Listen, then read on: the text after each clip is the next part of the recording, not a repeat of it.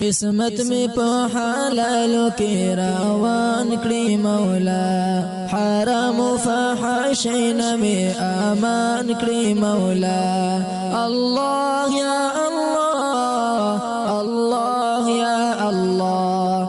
الله یا الله، الله یا الله. ای رب ستا پلار کې سرو نغدو پدار کې، سرو نغدو پدار کې ستامینه کې. الحمد لله حمدا كثيرا طيبا مباركا فيه، والصلاة والسلام على أشرف الأنبياء والمرسلين سيدنا ونبينا محمد وآله وصحبه أجمعين. أما بعد، فأعوذ بالله من الشيطان الرجيم. رب اشرح لي صدري ويسر لي أمري واحلل عقدة من لساني يفقه قولي. بسم الله الرحمن الرحيم. باب من لبى بالحج وسماه. وبه قال حدثنا مسدد قال حدثنا حماد بن زيد عن أيوب قال سمعت مجاهدا يقول حدثنا جرير بن عبد الله رضي الله عنهما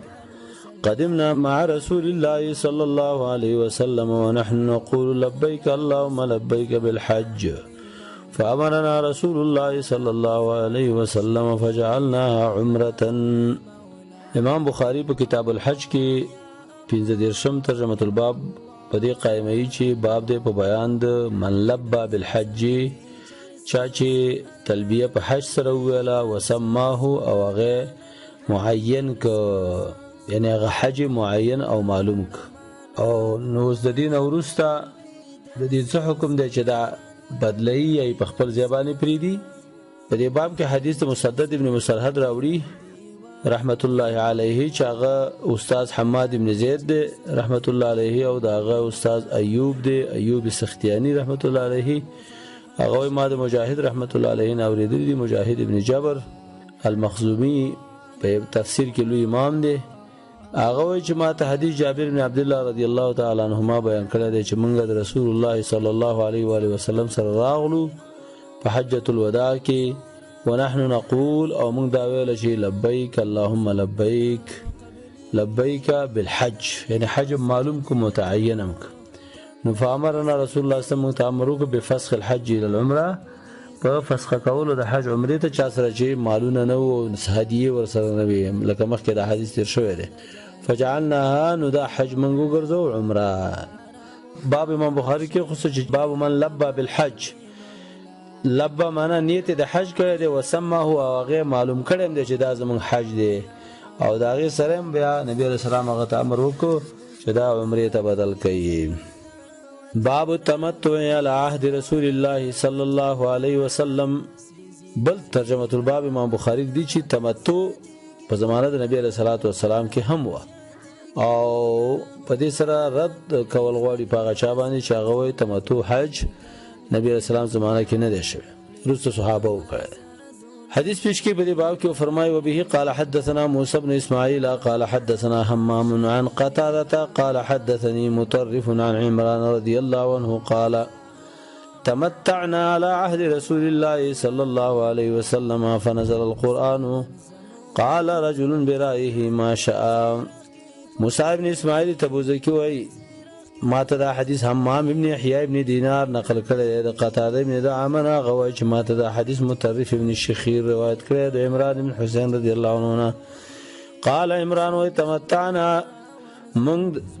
تمتع حج وکړو په زمانه د نبی رسول الله والسلام کې، ونزل القرآن، القرآن نازل شوی دی دا غي په جواز. الله فرمایي سورۃ بقره کې فمن تمتع بالعمره الى الحج. وزاد مسلم کی دا روایت دا سم راغلی ولم ينزل القرآن، یعنی دا غي په تحریم باندې قرآن نه دی نازل شوی او نه منع دی نه کړی دا تر څو چې نبی رسول الله وفات شوی دی. نو قال رجل برایه ما شاء، نو یو سړی چې په خپل رایت سوای وای دی کنه، اشاره بدی کې عمر ابن خطاب رضی الله عنه توا، نو عثمان رضی الله عنه، ځکه عمر رضی الله عنه اول هغه چې هغه د تمتع منع کولا، بیا ورسته عثمان رضی الله عنه دا کار کوو. او دارنګ مسلم روایت کې دي چې عبد الله بن زبیر هم د دینه منی فرمایلا، ابن عباس رضی الله عنه په دې سره امر کوو. نو د جابر صاحب نه پوښتنه وکړه، جابر صاحب دې ته اشاره وکړه چې څوک منې کوي هغه د خپل کار دی. نور حج د تمتع دا ثابت. باب قول الله تعالی ذلك لمن لم يكن اهله حاضر المسجد الحرام. باب دې په بیان د تفسیر د قول الله تعالی کې چې الله فرمایي ذلك لمن لم يكن دغه ورځې روزي نیول په حج ورځو کې او درې په کلی کې دا هغه چا لپاره چې نه یا الله حاضر مسجد حرام ته. بیا په دې باب کې حدیث پیش کړي فرمایي وقال ابو كامل فضيل بن حسين البصري قال حدثنا ابو معشر قال حدثنا عثمان بن غياث عن عكرمة عن ابن عباس رضي الله عنهما انه سئل عن متعة الحج فقال أهل المهاجرون والأنصار وأزواج النبي صلى الله عليه وسلم في حجة الوداع وأهللنا فلما قدمنا مكة قال رسول الله صلى الله عليه وسلم اجعلوا إهلالكم بالحج عمرة إلا من قلد الهدي فتفنا بالبيت وبالصفا والمروة واتينا النساء ولبسنا الثياب وقال من قلد الهدي فإنه لا يحل له حتى يبلغ الهدي محله ثم أمرنا عشية التروية أن نهل بالحج فإذا فرغنا من المناسك جئنا فتفنا بالبيت وبالصفا والمروة فقد تم حجنا وعلينا الهدي كما قال تعالى فما استيسر من الهدي فمن لم يجد فصيام 3 أيام في الحج و7 إذا رجعتم إلى أمصاركم إلى أمصاركم. مخکې موږ ترجمه الباب کې ویل او په حج کې نه دي 3 روزې د حج په ورځو کې دي او بیا په کور کې نشي. الشاة تجزئ فجمعوا نسكين في عام بين الحج والعمرة فإن الله تعالى أنزله في كتابه وسنه نبيه صلى الله عليه وسلم وأباحه للناس غير أهل مكة. قال الله تعالى ذلك لمن لم يكن أهله حاضر المسجد الحرام وأشهر الحج التي ذكر الله تعالى شوال وذو القعدة وذو الحجة فمن تمتع في هذه الأشهر فعليه دم أو صوم والرفث الجماع والفسوق والمعاصي والجدال والمراء. امام بخاری باب بدی خبره کې خص بدی آیات کریمه باندې باب قول الله تعالی باب قول الله تعالی باب د بیان د قول د الله تعالی کې چې فرمایي ذالک لمن لم يكن ذالک کی اشاره د تمتع ته یا چې چا تمتع وکړه دا روزي دي الله سورجي 3 په حج کې او په کور کې ذالک دا حکم دی لمن دا چا لم يكن اهل حاضر المسجد الحرام شاغه نوی اوسیدون کې د مسجد حرام. ابو کامل فضیل ابن حسین البصری په سند سره امام بخاری دا حدیث نقل کړي. ابو کامل فضیل ابن حسین البصری الجحدری 210 کې وفات شوی دی. داغه استاد په دې حدیث کې ابو معشر چې د دنوم یوسف ابن یزید البرا دی او برا د برء السهام نه دی د بغشي جوړول. داغه استاد عثمان ابن غیاث هغه د اکرامه روایت کړي د ابن عباس رضی الله عنهما چې پښتنه وشو د ابن عباس ابن عن متعه الحج د متعی او د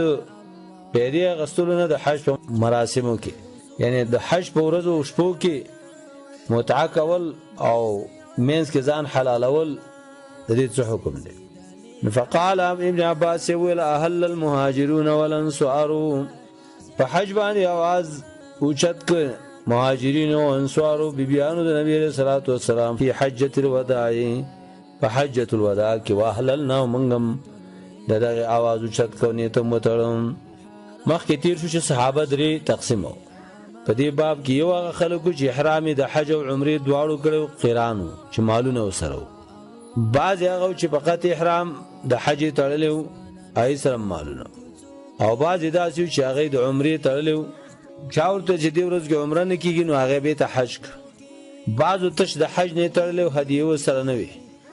نبی رسول الله دې ته امر وکړو ته کله چې مدینه ته آل صرف مقام ته نبی علیہ الصلوۃ والسلام ویلا چاته چاغه یوازې د حج आवाज اوچت کړو تاسو د خپل حج عمره کوي اجالو احلالکم بالحج عمره دا غنیس تاسو په حج زره چې دې زه پوری و د عمره باندې بدل کړي. مخکې تیر شو فسخ الحج الى العمره د پاره د بیان د مخالفت د طریقې د جاهلیت چې هغه په میاشتو د ایام د حج کې عمره بده ګڼل هغه حرام ګڼل. نو بعض علما وايي چې دا په دغه کال پورې خاص شو، لکه څنګه چې په حدیث د بلال کې ابو داود نه نقل مخکې دې ته اشاره شوی. الا من قلد الهدي، مگر هغه چا چې هدیه خپل روانه کړی و بیت الله ته، هغه خلکو ته ویل چې تاسو خپل حال پاتې شئ. لاړو مونږه طفنا بالبیت، طواف هم د بیت الله وکم، او دارنګ سعید صفا او مروه وکړه، ځانم حلال کړ. واتین النساء، او زنانو سره یوځای والے وکم. ولبسنا الثياب، جامې مو ګندل شوی واغوستي. وقال نبی علیہ الصلوۃ والسلام فرمایل من قلد الهدي، چا چې هدیه را لګری دا بیت الله ته ځان سره هدیه راوستي، فانه لا يحل له شيء، فانه لا يحل له، اغه ته ندي حلال چې د محظورات د احرام نه ته دي چې هدیه خپل ځای ته ورسی. یعنی مینا کې اختر په ورځ باندې د هدیه علالش. ثم امرنا بمنتامرکم عشیه، فما خام د یوم ترویه، پس د ماسپخیم نه پاتم د ذل حجه، ان نهل بالحج، چې وسته مونږه نیت د حج وتړو د مکې نه. فاذا فرغنا، کله چې مونږه فارغ شو د مناسکو د حج نه، وقوف د عرفات، مبیت د مزدلفه او رمي او حلق شو،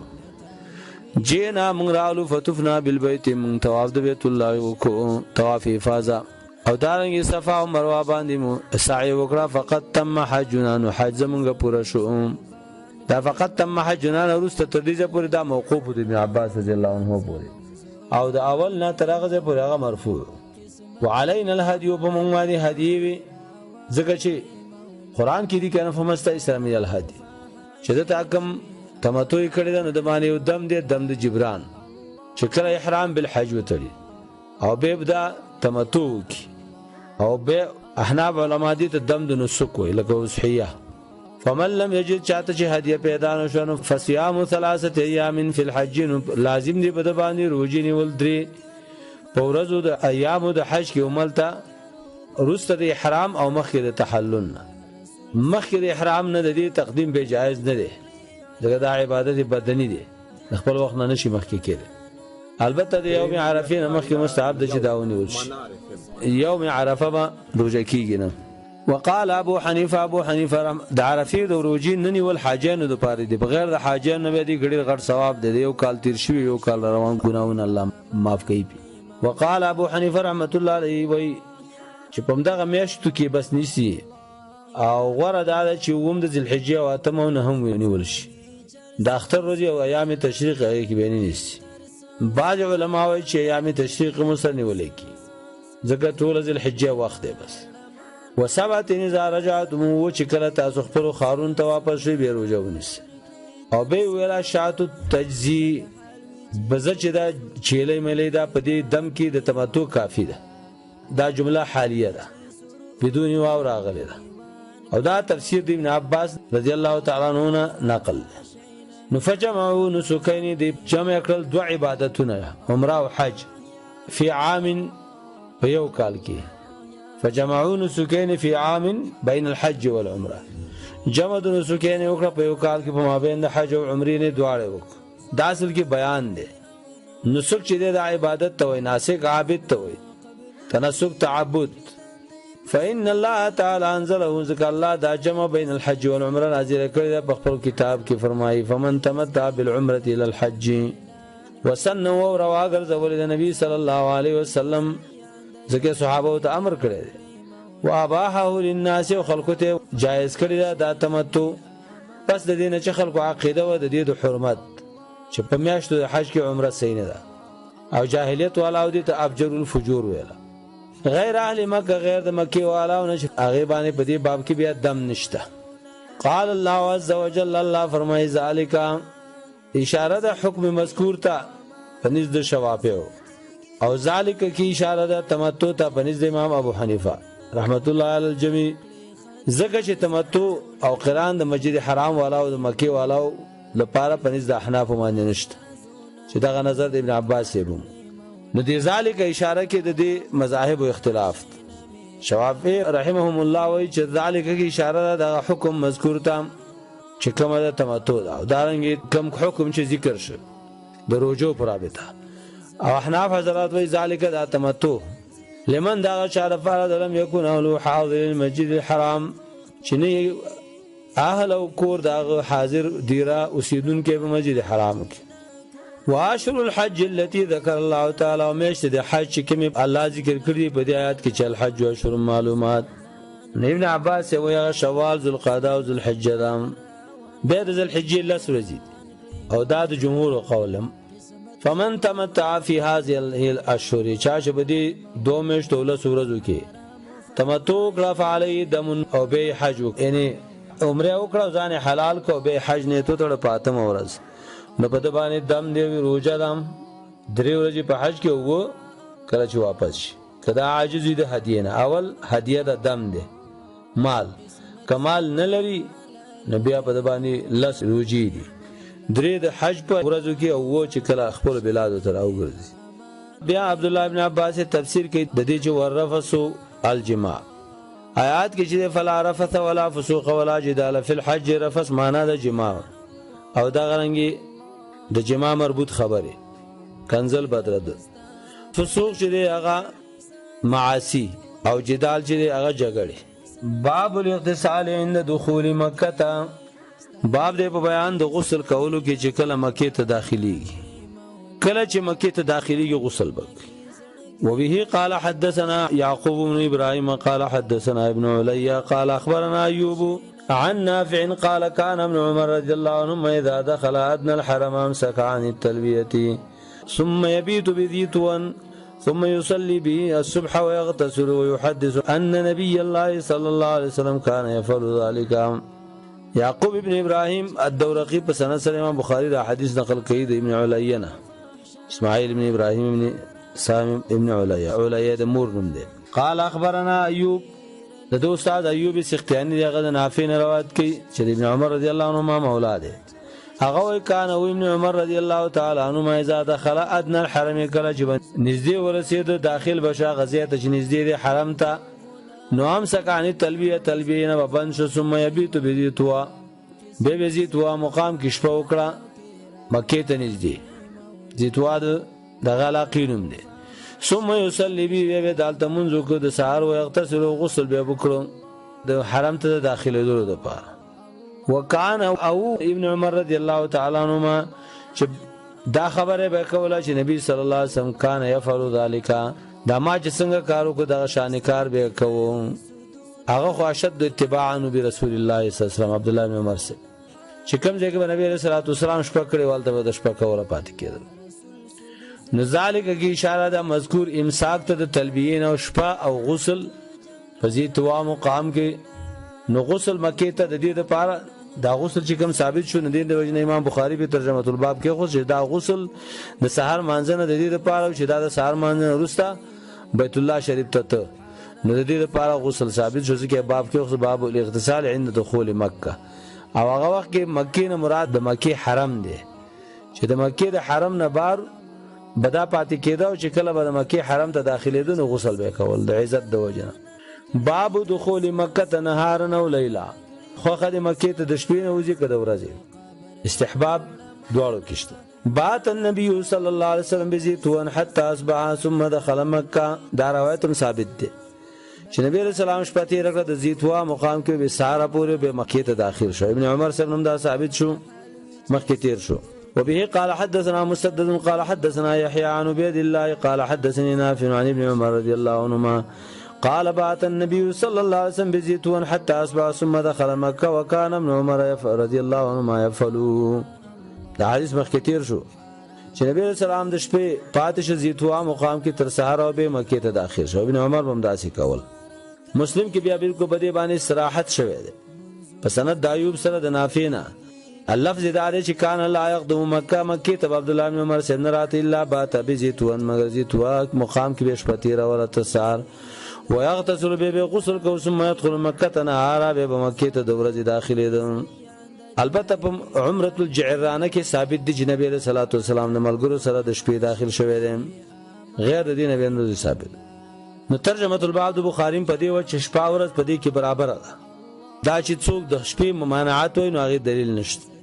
باب من اين يدخل مکه مکه مکرمه ته د کوم ځای نه داخليږي کوم طرف نه راځي وبه قال حدثنا ابراهيم بن المنذر قال حدثنا معن قال حدثني مالك عن نافع عن ابن عمر رضي الله عنهما قال كان رسول الله صلى الله عليه وسلم يدخل من الثنية العليا ويخرج من الثنية السفلى. دا روایت امام بخاری د ابراهيم ابن منذر په سند سره نقل کړي د معن ابن عیسی ابن یحیانا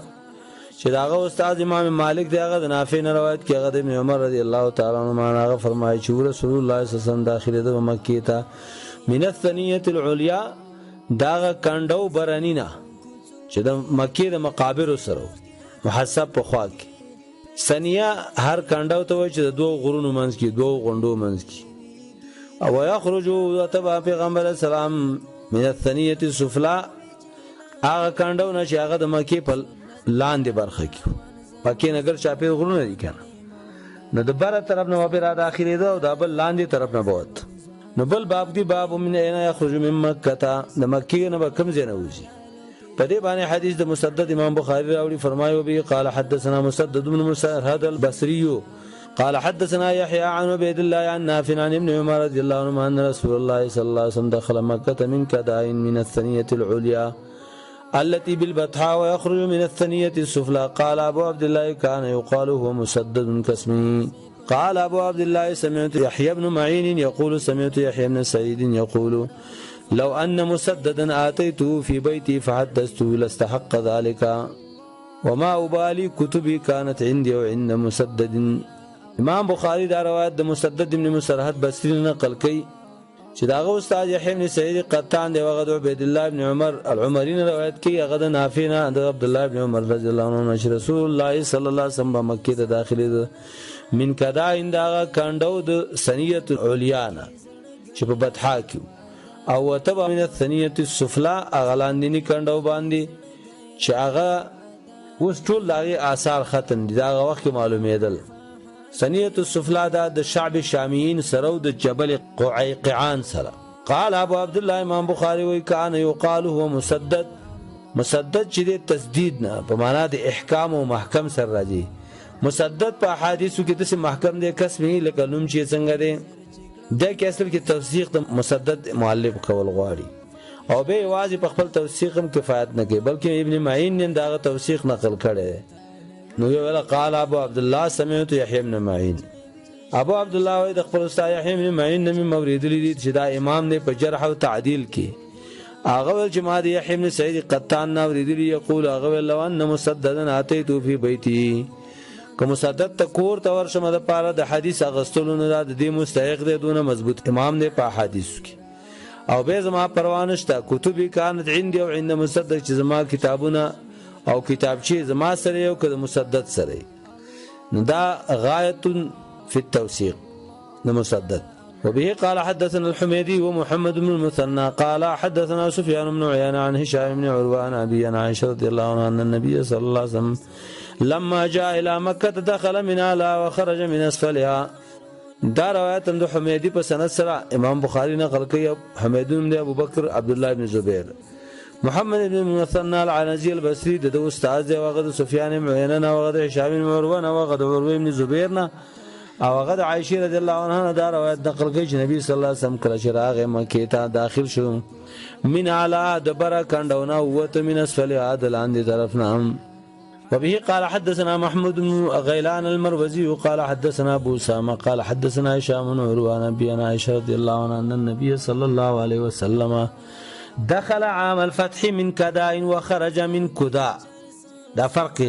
كداء او كداء من اعلى مكه. محمود بن غيلان په سند سره امام بخاری دا حدیث نقل کړي. دا استاد ابو اسامه حماد بن اسامه دی. دا استاد هشام بن عروة دی هغه د خپل پلار عروة بن زبیر نه روایت کوي. هغه عائشه رضی الله عنها عائشه وایي چې نبی صلی الله علیه وسلم داخل شو د مکه د فتح کولو په کال باندې د سنیه کدانا او خرج وته من سنیه کدا. کدا په قاموس کې راځي چې کدا په وزن د کسا دا په معنا د منع او قطع سر راځي لکه سما دا یا نوم دی د هغه علاقه او د غر چې د مکه په بره ساحه کې نبی علیہ السلام مکه ته د دې لارې نه داخل شوی دی من اعلی مکه او دا نه د اسفل نه وته دی. دلته د حدیث کې دا دی چې د وتل او رانه وتل دواړه د بره طرف نه دی کدا او د کدا ان امام کرمانی شارح د بخاری جواب کوي چې دخول او خروج په عام د فتح مکه کې کېدې شي هم د دواړو اعلان شوه، خو په حج کې بیا حجۃ الوداع خروج ته وکړه. حجۃ الوداع کې هغه په لسم کال د هجرت نو هغه کې داخل شوی دی د بره طرف نه وتلی دی د لاندې طرف د مکې نه. وبه قال حدثنا احمد وقال حدثنا ابن وهب قال اخبرنا عمرو عن هشام بن عروه عن ابي عائشه رضي الله عنها ان النبي صلى الله عليه وسلم دخل عام الفتح من كدائن على مكه. نبی علیہ السلام داخل شو مکې ته د فتح مکې په ورځ باندې د کدا نه چې د مکې بره غرونه دي.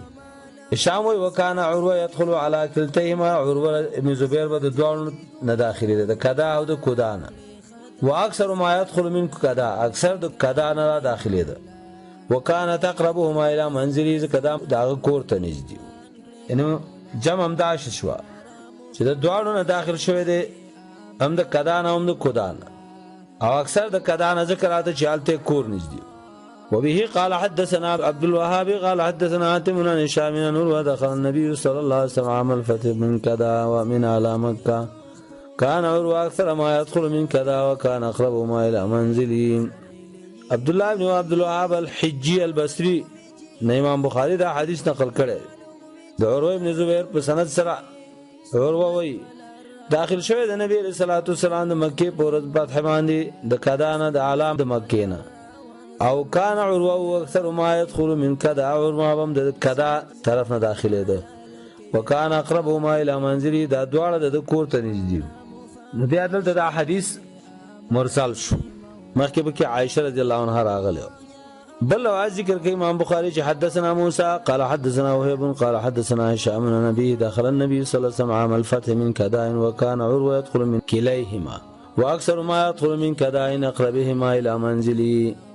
قال ابو عبد الله كداون وكداون موضعان. دا روایت هم په دې باندې دی چې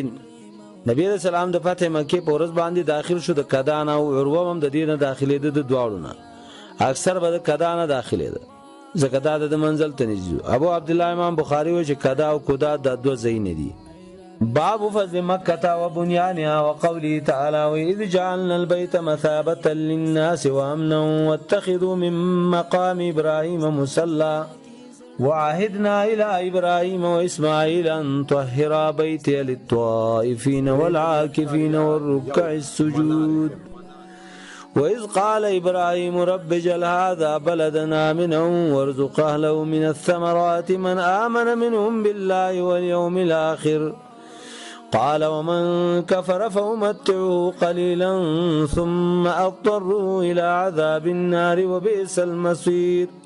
وإذ يرفع إبراهيم القواعد من البيت وإسماعيل ربنا تقبل منا إنك أنت السميع العليم ربنا واجعلنا مسلمين لك ومن ذريتنا أمة مسلمة لك وأرنا مناسكنا وتب علينا إنك أنت التواب الرحيم. امام بخاری باب دی باب دی په بیان د فضل د مکې کې زادها الله تعالی شرفا، الله دې ته شرف زیات کې، او الله دې مونږ ته بار بار داغي ورتګ نصیب کې، او دارنګي فضل داغي د آبادی د کعبه و بنیانها، معنا د هغه د آبادی چې کعبه داغي فضیلت. وقوله تعالی دا مجرور عطف په سابق نه بیان او تفسیر. وجعلنا البيت آیاتونه په دې کې راوړي د سورته بقره. کله چې وګرځو مونږه بیت الله د ورځ د قیامت نه، دا بیت الله کعبه مثابه للناس، زید بار بار راتللو د خلکو، مثابه معنا مرجعا، ومثابه زید پناه د پاره د خلکو، د دینه د چا حاجت نه پوره کی، څوک ته مړیږي نه، همیشه لاړ شي خوشحالي. نو مثابه په دې معنا چې بار بار زید راتللو، یا مثابه زید ثواب، یا مثابه زید امن و امنا، دا پیاتب شو امنا، او ګرځو بیت الله شریف امنا زید امن، او ملا واتخذوا من مقام ابراهيم مصلى، د مقام ابراهيم خوا کې منځو کوي. صحیح روایتو کې راځي چې عمر رضی الله عنه نبی علیہ السلام ته ویل یا رسول الله دا مقام دی، هاذا مقام ابینا ابراهيم. نبی علیہ السلام ته نعم وو. عمر رضی الله عنه ویل افلا نتخذ مصلى،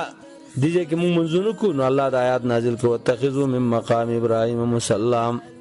دلته مقدر دی وقلنا اتخذوا واحدنا الى ابراهيم و اسماعيل امن امر وک ابراهيم و اسماعيل عليهم السلام تن طاهرا بیتیا چې پاک وساته او پاک کی کور زما پاک کی دا وسانونه او د انجاسونه او دا غسنه چې دې کور سره لایق ندي او خالصی کی للطائفین د تواب کوونکو د پاره د کور نه ګرچا پیر والعاکفین او دا چا د پاره چې دلته اعتکاف ته پاتې کیږي والرکع السجود او دا چا د پاره چې ډیر رکوع کوونکو او سجده کوونکو رکع جمع د راکع او ساجد مراد مصلین وَإِذْ قَالَ إِبْرَاهِيمُ رَبِّ اجْعَلْ هَذَا کله چې ویل ابراهیم علیه السلام یا الله وګرځې هاذا دا شړ داغ او شړځه شړ غرونا بلدن خار وګرځه امنن د امن والا ورزق اهله من الثمرات او د دې اوسیدونکو ته خوراک ورکې د میوونه خو من امن منهم بالله اغه چاله خاص چې ایمان په الله او په ورځ د آخرت لري قال الله ما ورته ویل ومن کفر کافرانو ته ورکوم د عتب دې په من امن باندې اشاره ده ته چې رزق د دنیا عام دی مؤمن او کافر ته البته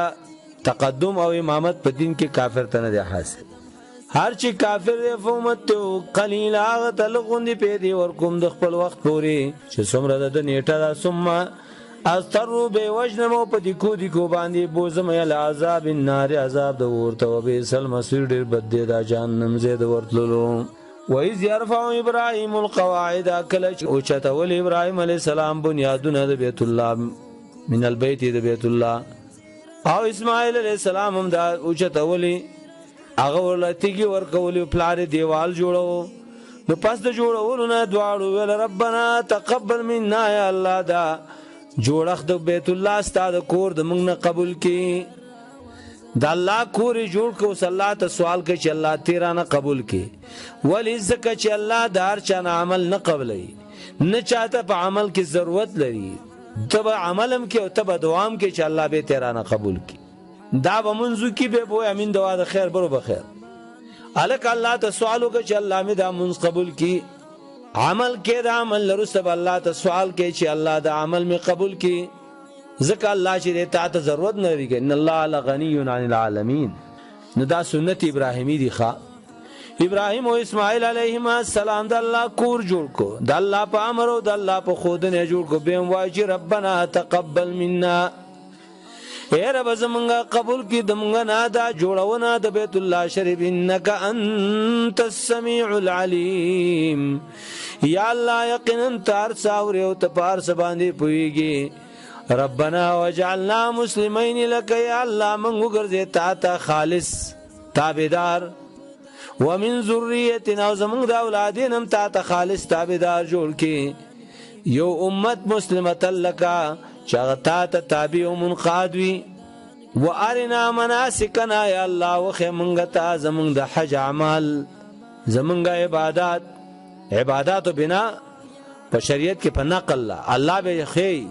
چې الله کوم خودلی دي چې دا عبادت نه دی او په دې طریقو باندې وکي بس او مغه عبادت او مغه طریقه د ځان نه څوک عبادت جوړول شي چې را دي کې بندگی دی او دي کې ثوابونه دی او دي کې اجرونه دي دا ناروا ده ګوردا په الله دروغ ویل دي او دومره رکعاتونه وکاو دومره پکې وکاو دا وایا واغه وایا نه مبنا د عبادت په نقل سره ده د کم او کیف او متا په لحاظ سره څومره وکم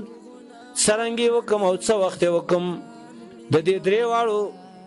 نقل د شریعت نشوي د عبادتو د پاره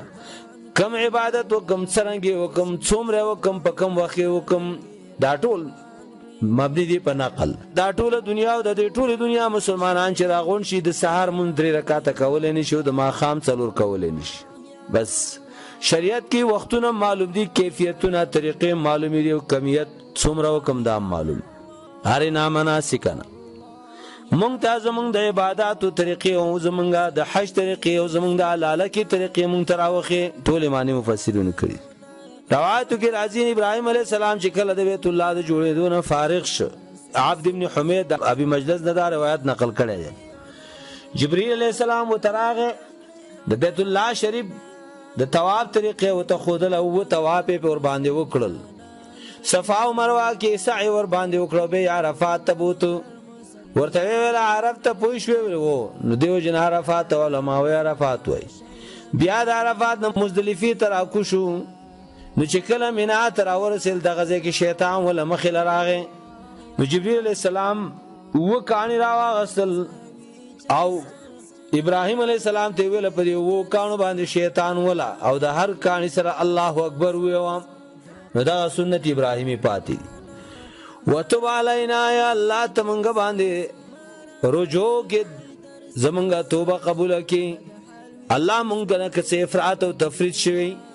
هغه معصوم خو بیا افراط او تفرید په دې کار کې رانه سستی شوی په دې استاد کور په جوړولو کې سستی شي استاد امر په تطبیق کې رانه سستی شي نه الله ته په مونږ باندې پر رحمت سره راوګرځي زمونږه توبه قبول کړي وتب علینا راوګرځي په مونږ باندې زمونږه معافي وکمنګه ته انک انت التواب الرحیم یقینا ته ډیر توبه قبلونکې او د رحم والای دا څلور آیاتونه امام بخاری په یو ځبانی په یو تنسیخ کې راوړل د پاره د دې چې په دې آیاتونو کې د بیت الله شان د مکی شان د واضح ده کم چې ترجمه الباب ورلې خیره بداياتونه پاغه مکمل دلیل دي کړ اوس په حدیث ذکر کوي د عبد الله ابن محمد چې داغه استاد ابو عاصم دی هغه ما ته حدیث بیان کړی نو جوړیږي او ما ته خبر را کړی عمرو بن دینار او ما سمعت جابر بن عبد الله رضی الله عنه قال لما بنيت الكعبه کله چې کعبه شریفه جوړول کېدله د قریش په زمانہ کې ذهب النبي صلى الله عليه وسلم شروع نبی علیہ السلام او عباس ابن عبد المطلب د دتر ينقلان الحجاره چې غټي راوړلې د بیت الله د جوړولو لپاره نبی علیہ السلام د کې وړو کېده فقال العباس نبی علیہ السلام ته اجازه زارک علی رقبتک دا لنګ د اخلاص کبه دی ولي کېده چې په غټو راوړو کې تکلیف نشي نو نبی علیہ السلام چې څنګه لنګ خلاص ک فخر الى الارض زمکه تراو غرزید وتمحت عیناه الى السماء سترګي اسمان ته اوچت شو ویل چې زما صادر اعلی صادر میراک سترګي ټیک شو دی ير یو د غبراحت نه باج روایتو کې راځي وای چې تری ورته صدر باندې شو چې زه چاو وهلم راته ویل چې محمد لا تمشي عريانا روایت بدی کې بیهقی کې مراغله ابن عباس رضی الله عنه د عباس ابن نقل کوي چې قریش کله بیت الله جوړونو دوه سړي یو ځای شو چې ګټي راوړي نو زاور ارم یو ځای شو نو موږ د دې په خاطر چې دا ولي مو په ګټو باندې ونه سولېږي ځکه جامع خو نه وی کنه لوڅ ولي وو فقط یو لنګ او یو صادر بو نو دی وخت صادر هم نشته نو ما دی وراره ته ویل چې راځه د لنګونه بخلاص کو ګټي به پکېدو چې کله خلکو ته ورسېدو به ته به واغوندو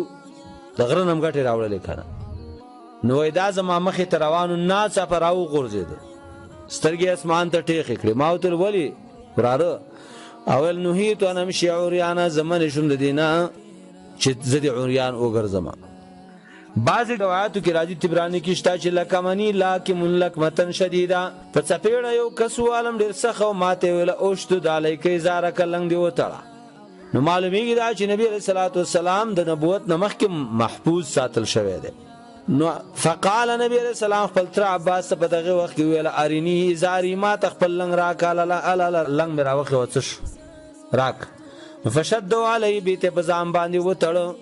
کعبه په داسې حالت کې جوړه شوې ده چې نبی رسول الله 15 کلنو ته کعبه په جوړولو کې اشتراک کړی دی دلته یو مسله ده چې بیت الله شریف په آبادی صبر شوې ده لکه مخکې تیر شو کړه لما بنیت الكعبه دا د نبی رسول الله د مابعثنا ب5 سنین 15 کال مخکې شه ده کعبه په داسې حالت کې جوړه شوې ده چې نبی رسول الله 15 کلنو د پیغمبرۍ نه 15 کال مخکې بیت الله شریف باندې بارانونه او سیلابونه رااله ویرنو یارنې دوه ته نږدې شو بازي غټي د دیوالونو ولې استلې وي قریش چې دا ویری د چیرته د سینې بیت الله ورنيږي نو مشوره وکړه چې راځي دا جوړ کو نو د جوړېدو د پاره ویلا چې جوړو په دې شرط باندې چې خرابې پیسې وب کې څوک نه راغونډوي ښا نو بس بیا داغه د جوړولو فیصله وکړه وغه ورنو نو هغه د پاره پیغمبر صلی الله علیه وسلم 15 کلونو چې دا غټي راوړل د خپل ترسه ودا چې دا سوزره جوړ شوی دی نو علما وی لس کرته جوړل یو کرته ملائکه جوړ کړي مخکې د آدم علی السلام د جوړولو نه بیا آدم علیه السلام جوړ کړی دی دویم. بیا د آدم علیه السلام نو وروسته چې دی داغه نورو زامنو جوړ کړی دی. دا به هم داسې معمورو د زمانې د نوح علیه السلام پورې. نو د نوح علیه السلام په زمانه کې چې کله دا غرق شنو به هم داسې پاتې شو تر څو چې الله ابراهیم علیه السلام ته ځای وخود وایز بوأنا لابراهیم مکان البیت. بیا دا شرف الله ابراهیم علیه السلام ته نصیب کړ. وایز بوأنا لابراهیم مکان البیت. قرآن په دې دلیل دی چې طوفان نوح کې کله دا وران شنو به نوح علیه السلام نه دی جوړ کړی. اول ملائکو بیا آدم علیه السلام بیا د آدم علیه السلام نو وروسته داغه کوم بچو جوړ کړی. د نوح علیه السلام زمانہ کې چې وران شو بیا داغه نو وروسته ابراهیم علیه السلام دا جوړ کو. بیا داغه نو وروسته عمالقه جوړ کړی او به جرهم قبیله بیا قصی ابن کلاب. نو داغه نو وروسته اتمه بنا د قریش وا. نهم ځل بیا عبد الله ابن زبیر صاحب داغه حدیث پاس سات جوړ کو چې نبی علیہ الصلوۃ والسلام عائشہ بیبي ته ویلو کدا ستا قوم نه نه ما بدا بیت الله جوړ کړي وي په هغه بنیادونو د ابراهیم علیه السلام باندې. ځکه قریش چې دی هغه حلال مال کم شو. دا اوس چې کم زید حتیم چې داخله پکې مونږ کې دای بهر پاتې شو د قریش وخت کې. نو عبد الله ابن زبیر رضی الله تعالی عنہ چې کله خلیفہ شو د مسلمانانو یو څه وخت لپاره د بنی امیہ نه مخ کې نو هغه به سلام وکړه چې هغه وخت رسول الله صلی الله علیه وسلم د خلکو خیال ساته ځکه هغه نوی مسلمانانو مکه والا او دویم مالم سره پوره نه. نو ما سره معلوم پوره دی او خوف نسته زی جوړو ما په مغات سره باندې چې نبی رسول الله صلی الله علیه وسلم دا غي ارمان کړو. صحابه سره مشوره وکړه وسته بیت الله شریف په داسې شکل جوړ کو چې حتیم هم پکې داخل کو. دوه دروازې ورکړي د ځمکې سره بالکل نږدې خلک په یو ورنوتل او په بل وتل. لکه اوس خلک په حتیم کې دغه بهر ځای کې مونږ کوي نو مخکې بیت الله شریف منځ کې مونږ کوو. بیا داغه نو ورسته حجاج ابن یوسف چې کله عبد الله ابن زبیر رضی الله عنه شهید کو نو داغه د شهادت د ورسته حجاج فیصله وکړه چې دا بیت د قریشو په نقشه جوړ شي کوم دا وسته. نو بیا یې مغه شانتي فیصله وکړه بیت د قریشو نقشه ته واړو. بیا هارون الرشید د دې اراده وکړه چې دا جوړ کی. خو امام مالک رحمت الله علیه ورته ول نه دا مکو بسته د سینه چې دا به ملعب شي د ملوکو داغه د لوبو زیب شي. یو برازي او شان به جوړي او بل برازي بل شان به جوړي. نو بیا آبادی ته چا ګوتی نه دی وروړي چې د بنیاد د تغییر ورکی. البته داغه ترمیمات به شوي دي. اولین پاغي کی ترمیم چې هغه کې څنګه مرمر خواره کړیو ولید بن عبد الملک او بیا داغه نو ورستا باچاهانو د دنیا چې څومره تیر شوی دي په دغه علاقه کې بیت الله شریف ته څنګه ترمیمات کړی دي چې اوس ورستنی ترمیمات د آل سعود پلاس باندې وشولو او ډیر عظیم خدمات پیش کړل د مسلمانانو د سہولت د پاره چې څوک لاړ شي نو هغه ویني د زړه ورته دعا کوي چې د خلکو د دې الله د کور د ملمنو د پاره څومره سہولتونه تیار کړی دي. نو دا رستی خدمات به د دې د ستاینې وړل چې ډیر خدمات دی په دې باب کې پیش کړی دي او ډیر زیات سہولتونه خلکو ته ور کړی دي او واقعي چې هغه د ملمستوب حق ادا کړی دی. وبه قال حدثنا عبد الله بن مسلم عن مالك عن ابن شهاب عن سالم بن عبد الله ان عبد الله بن محمد بن ابي بكر اخبر عبد الله بن عمر عن عائشه رضي الله عنها زوج النبي صلى الله عليه وسلم رسول الله صلى الله عليه وسلم قال لها ألم تر أن قومك لما بنوا الكعبة اقتصروا عن قواعد إبراهيم فقلت يا رسول الله ألا تردوا على قواعد إبراهيم قال لولا حدثان قومك بالكفر لفعلت. فقال عبد الله رضي الله عنه لئن كانت عائشة رضي الله عنها سمعت هذا من رسول الله صلى الله عليه وسلم ما أرى رسول الله صلى الله عليه وسلم ترك استلام الركنين اللذين يليان الحجر إلا أن البيت لم يتمم على قواعد إبراهيم. ودي حديث کې اوس تفصیل لري هغه مخکې حدیث عبد الله بن مسلمه په سند سره دا روایت عائشه ته رسیږي. عائشه فرمایي رضی الله عنها چې رسول الله صلی الله علیه وسلم دې ته وخت ویل عالم ترا استا سوچ نه ګوري ان قومه کې چې ستا قوم قریش لما هر کله بنول کعبه چې کعبه جوړول اقتصروا د کمیو کو د قواعد د ابراهيم عليه السلام نه. عائشه ما وتل یا رسول الله الا ترد على قواعد ابراهيم ایت واپس کینه به ته جوړ کې په قواعد د ابراهيم باندې چې کم داغه آبادی داغه ته نه رسې. نبی علیہ السلام ورنا لولا حثان قومک کچته د قوم نوی والے نوی اسلام سره نوی شامل شوی نوی حثان نوی شمول دی چې د کفر زمانه ته اوس نږدې دي نوی اسلام راوړی دی حثان مبتدا خبر محذوب وجوبن لولا حثان قومک موجود بالکفر یعنی نږدې کفر ته لفعلت ما بدا کار کړی وي دا بیت الله شریف به بیت په قواعد د ابراهیم جوړ کړی وي په دې کې نبی علیہ الصلوۃ والسلام په خف الضررین باندې عمل وکړ یو قاعده اصولی موږ سره خف الضررین ده چې په دوه ضرر او په دوه شرونو باندې مبتلا شونه هغه خفت واخله دلته یو طرف د بیت الله جوړولو په قواعد د ابراهیم علیہ السلام باندې او بل طرف ته د مکی خلق نبی مسلمانان شي قریش نبی علیہ الصلوۃ والسلام او دایره و چې د فتنه کې وګرځيږي چې تا زمونږ په کور د حمله وکړه هغه کور چې مونږ جوړ کړو تا هغه سورانه نو استاد مونږ سره ورانه ده نو د دې وجه نبی علیہ الصلوۃ والسلام عائشه ته ویل چې خلک نوی دي پرې دا نو دا هم دلیل شو دغه قاعده لپاره چې خف شرین بغوره کې نورست عبد الله ابن عمر ویلا لئن كانت عائشه رضی الله عنها سمعت هذا کدا خبره د نبی علیہ السلام عائشه اوریدلی دې کې د دې مقصد شک یا تضعیف د قول د عائشه نه دی بلکې دا تفعل تيقين او یقین دی لکه وین ادري لعله فتنه دع عربان استعمالي ما راز ما داخل نه دی چې رسول الله صلی الله علیه وسلم ترکا پر خوسته او استلام د رکنینو چې هغه حجر چې پرې خوي استلام او خلول ما ارى رسول الله صلی الله علیه وسلم نبی علیہ السلام ترکا چې پرې خې دی استلام د رکنین واغه چې نږدې دی حجر اسود ته یعنی رکن یمانی او حجر اسود او نه ملیدل چې هغه طواف کړي د حجر نه دی خواته ولی زکه چې بیت الله چې دی دا پوره شوی نه دی دا په قواعد د ابراهیم باندې نو کنه نو نبی علیہ الصلوۃ والسلام با هغه اخو دو رکنونه دو قنجونه خلول یو باندې لاس راخ کو بل حجر اسود خلول زکه چې هغه د ابراهیم علیہ السلام په قواعد پاتیو دا کم چې د دې خواته دیوال له حتیم ته د دې دیوال یو ګوډ او بل ګوډ د دې خلول بالکل نشته ولی زکه د قریشو جوړختو د ابراهیم علیہ السلام جوړه خو هغه حتیم چې د نری دیوال دی تاو دی هغه دی کنه هغه د قریشو نه پاتې شوی نو د دې وجنه هغه به نبی علیہ السلام نه خلو دې رابطه کې د ابل حدیث هم دی د مسدد روایت سره اسود ابن یزید وای ما د عائشه رضی الله عنها دا روایت کوي چې عائشه وای ما د نبی علیہ السلام نه پوښتنه وکړه عن الجدار امن البيت هو دا دی خو دیوال د بیت الله نه دی غي ویل وو او ما ورته فما لم يدخلوا في البيت ولي بیت الله کې داخل نک نو هغه وو فرمایلی ان قومک